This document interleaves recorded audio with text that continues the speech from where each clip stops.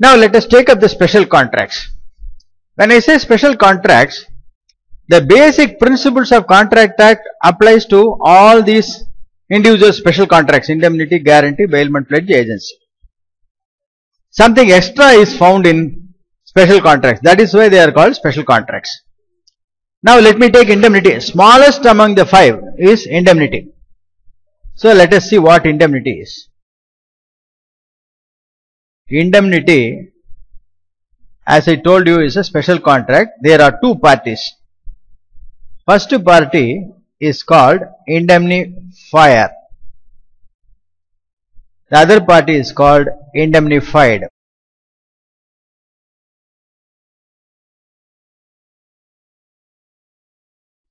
Let us take an easy example.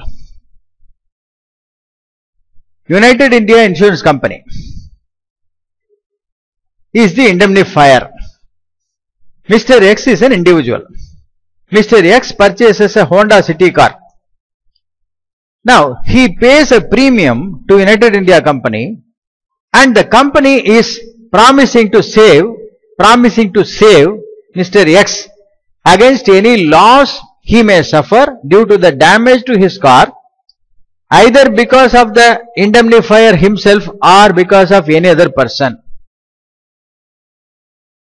I am United India Insurance Company. You are the Honda City car owner. As soon as you purchase the car, you get it insured with me, is it not?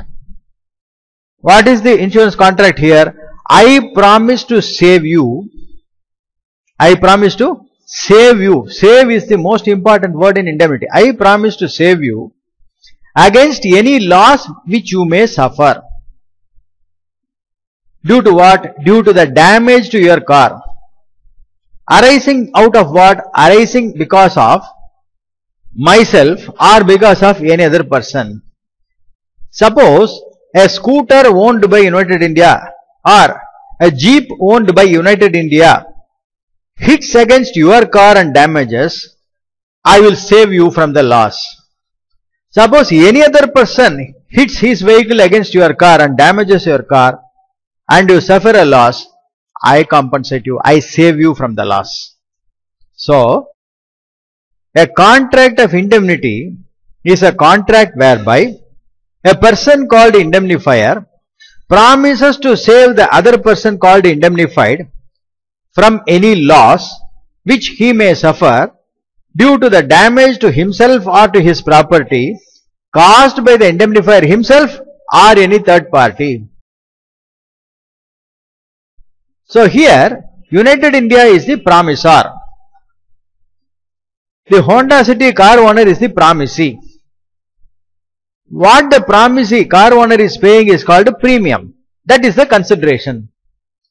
So for the United India's promise to save the individual against any loss, the consideration is the premium for the insurance. Are you clear? Sure? Right. Now it is over. Indemnity is over. But what is important here is, when does the liability for indemnity arise? The liability for the indemnifier arises as soon as the indemnified suffers a loss. Not before. What did he say? I will save you from any loss if you suffer because of the damage caused to your car. So, unless a damage is caused to the car, insurance company has no liability, is it not? As soon as a damage is caused to the car, insurance company gets a liability. Are you clear? In other words, in a contract of indemnity, there is no subsisting liability. There is no subsisting liability. It is like a contingent contract. It is like a contingent contract. Only when the accident occurs causing damage, the indemnifier has to save the indemnified from loss. Now, earlier the insurance companies argued in the court saying that, you see, we have given an undertaking to save. We are not denying. But as soon as there is a damage and there is loss for the indemnified, let him first spend money from his pocket. Then I will pay him. Now, a very, very learned judge by name M.C. Chagla, he was a judge of a high court. He said, if your contract is to save the indemnified against any loss, then as soon as the loss is suffered, you must pay him and compensate him. If your contract is to pay him after he pays the loss, then it is not a contract of indemnity, it is a contract of reimbursement. It is a contract of, it is not a reimbursement contract. Do you expect him to first spend from his pocket? Later on you will reimburse the money? No, then it is not indemnity. It is alright, when an indicator lamp is broken, it costs only 500 rupees. So the customer spends 500 from his pocket, replaces with a new indicator, comes to you for a claim, you reimburse it. Suppose the damage is for about 3 lakhs. The price of the car is 9 lakhs. The damage is 3 lakhs. Will you expect the customer to first spend 3 lakhs and come to you for claim? Then what for you are here? You have so much of resources, you collect so much of premium. Not all people having account with you claim any money. For many years there may not be any accident for a person's car. You are gaining 100% of the premium as your income, is it not? Only in rare cases they claim. Therefore, a contract of indemnity is not a contract of reimbursement.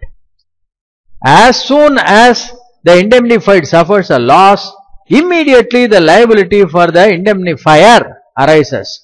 He must reimburse. He cannot say that the indemnified shall first spend, then I reimburse. No. Are you clear? How many parties in a contract of indemnity? Only 2 parties. Indemnifier and indemnified. Indemnifier, you can say United India Insurance. Indemnified is Mr. X, owner of Honda City.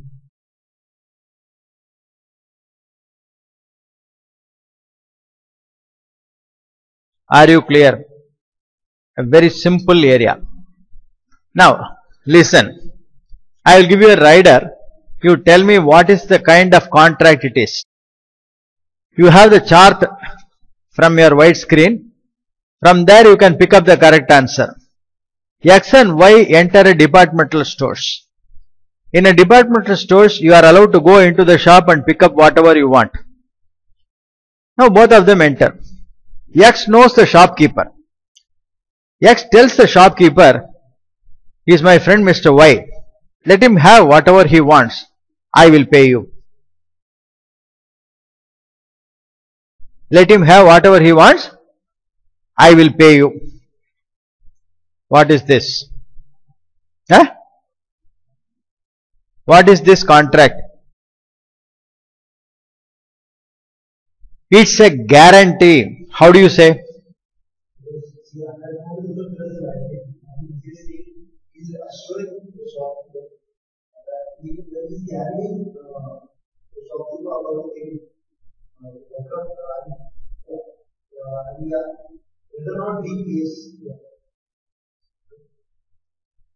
First of all, here, for it to be guarantee, there are 3 parties.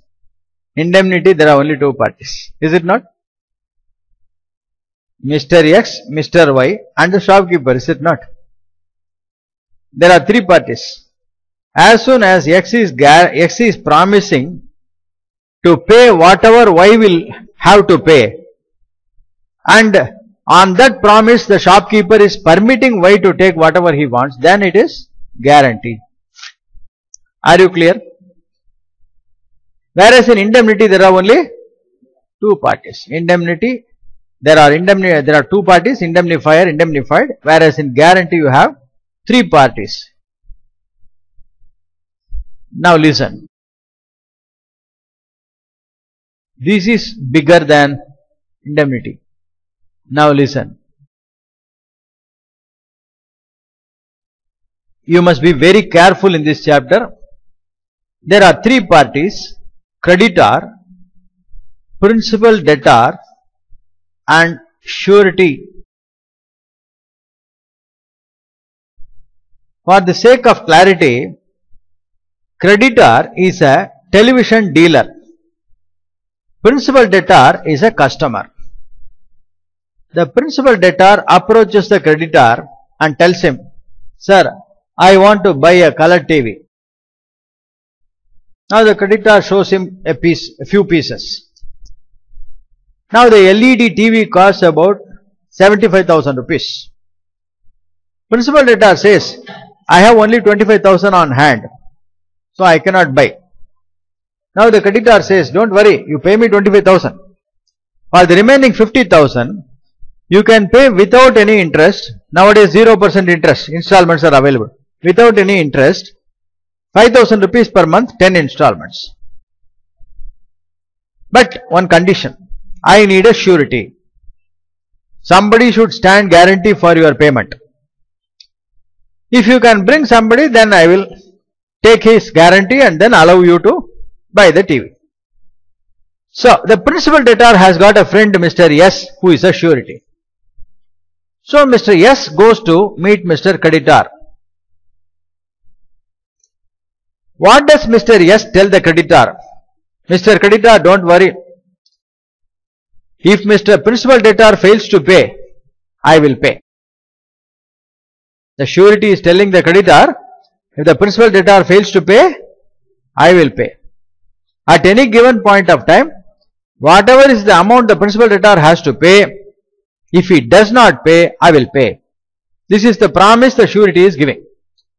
But before that, the creditor will ensure the financial strength and capability of the surety regarding repayment of the outstanding.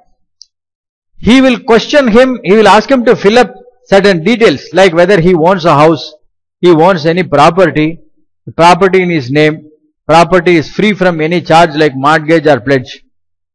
He will assess the capability of the surety to pay the maximum possible liability of 50,000 rupees. Without ensuring this, he will not take surety's promise because it is a waste. A beggar cannot be a surety, is it not?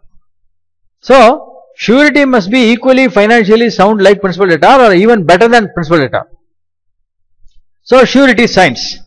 Now, looking at the diagram, please tell me how many contracts are there?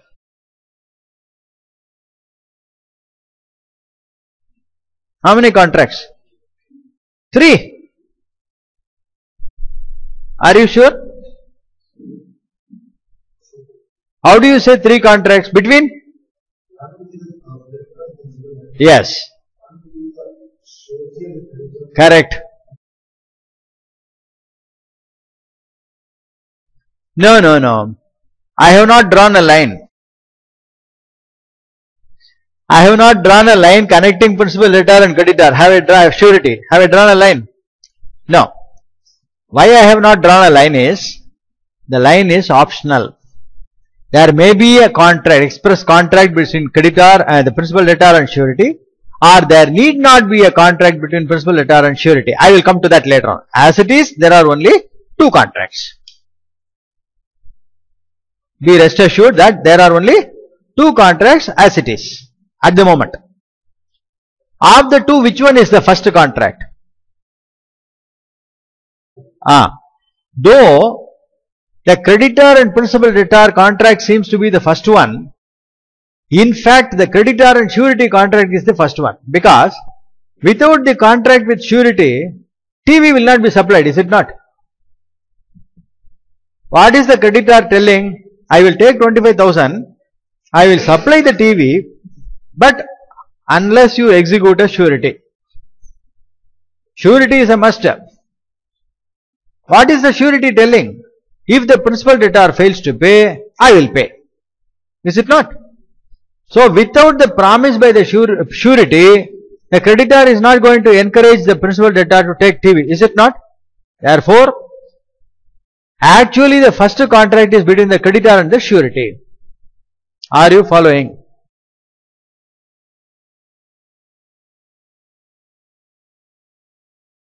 But that signature, that contract has not been executed. You can't execute that contract unless this contract is executed. Is it not? What is the creditor telling? If the creditor is telling, pay me 25,000 and take the TV, then there is no guarantee at all. Because the creditor is insisting that I need a surety, principal debtor has to bring somebody as a surety. I said the creditor will have to satisfy the surety's capability for repayment, and after that he executes a contract with surety. Only after the promise given by the surety that he will pay on the failure of the principal debtor, the creditor executes the contract with the principal debtor. Therefore, this becomes a necessary condition for the implementation of the contract between principal debtor and creditor. So we can say this is the first contract.